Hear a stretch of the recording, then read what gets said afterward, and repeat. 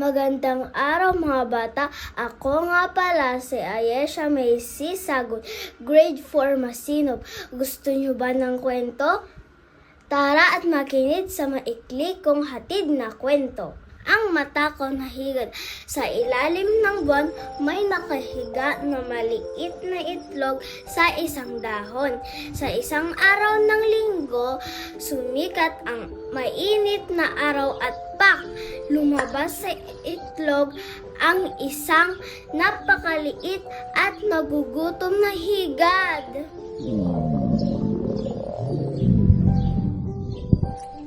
Siya ay humanap ng pagkain.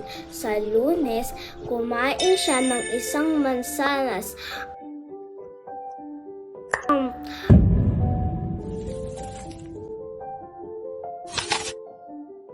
Pero nagugutom pa rin siya.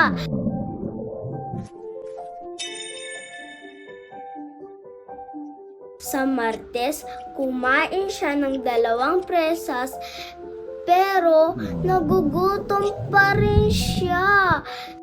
Sa Miyerkules, kumain siya ng 3 sarguelas, pero nagugutom pa rin siya.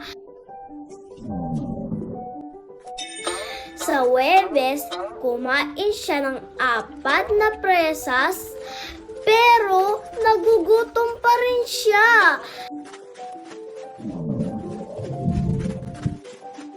Sa Biyernes, kumain siya ng 5 dalandan, pero nagugutom pa rin siya.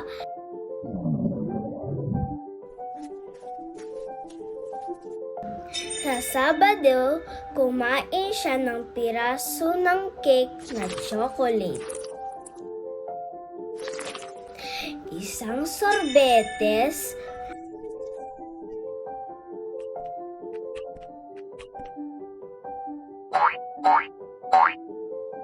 isang atsara,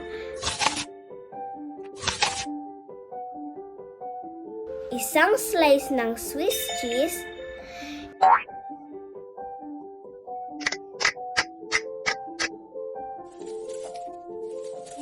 isang salami,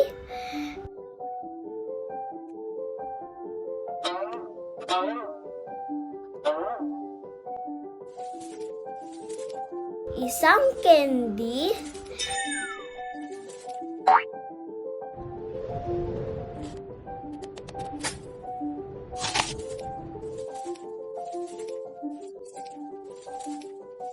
isang pirasong pastel,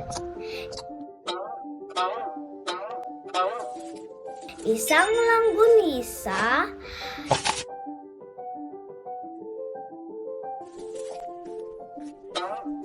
isang cupcake,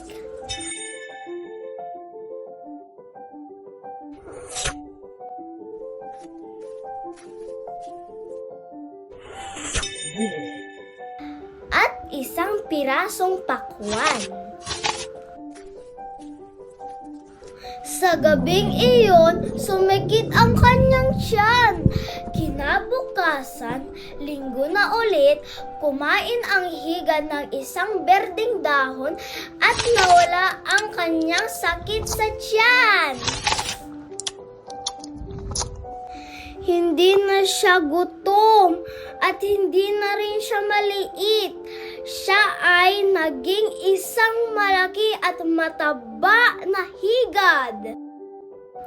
Gumawa siya ng maliit na bahay at binalot niya ang kanyang sarili.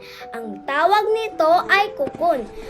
Tumira siya sa loob ng kukon niya ng mahigit 2 linggo.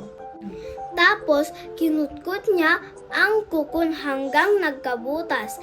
Nilakihan niya ang butas hanggang siya'y nakalabas.